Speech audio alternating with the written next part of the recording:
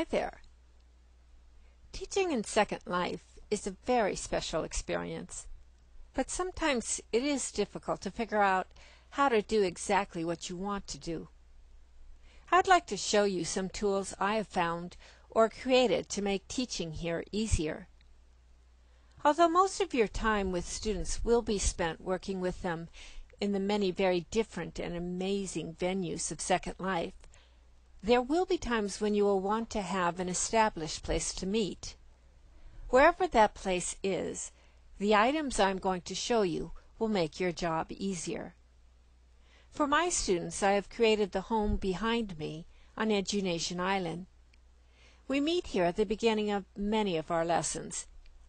I always have games put out for my students to play if they choose to arrive early, like the word scramble game under the umbrella near the water.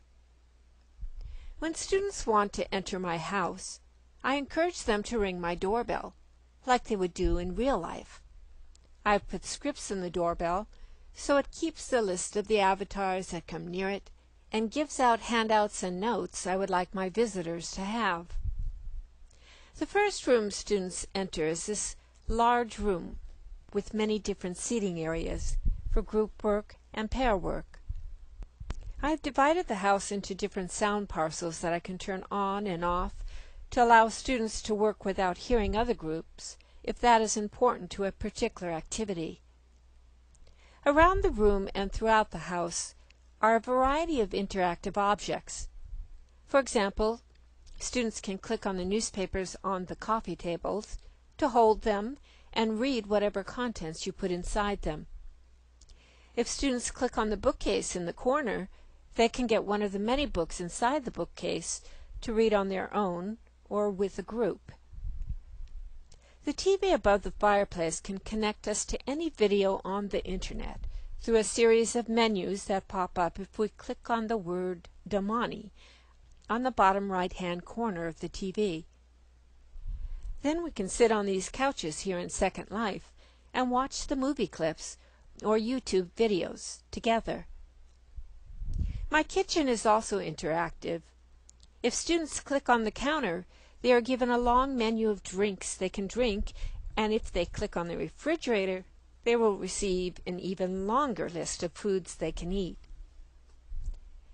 I built this house to include all the rooms you would find in a normal house, and also to include items that begin with every letter of the alphabet.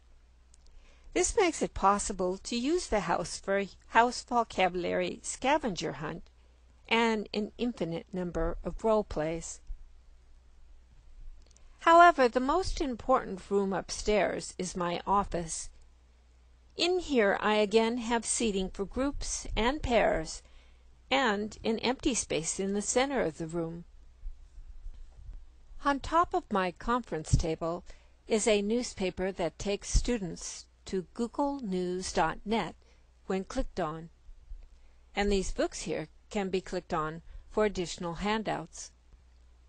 I and my students can click on the bulletin board to leave and pick up notes and photos, but only I can put pictures on the picture board on the other wall, so it will be ready to stimulate whatever conversations I have planned. The bookcase in the far corner gives books just like the bookcase downstairs, so students don't have to run up and down the stairs to get what text they might need for a lesson. On my desk is a small gray file box with general handouts on many different topics, as well as a book I wrote to help students get used to doing things in Second Life. Near the windows I have set up one of my board games.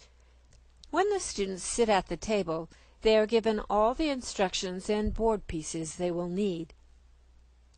Finally, in this room, let me call your attention to a flippable whiteboard I created.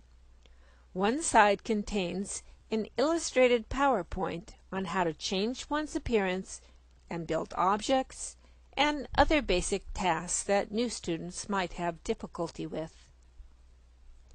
Then, if you click on the red bar on the side of the whiteboard, it flips to give you a whiteboard you and your students can draw on, write on, type on, view documents on, view images on, and use for internet searches on questions that might come up in class, like a question my students had on if three-legged frogs really exist.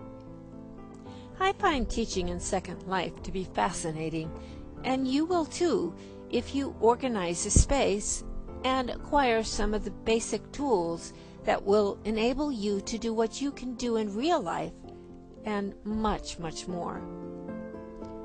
Come and explore.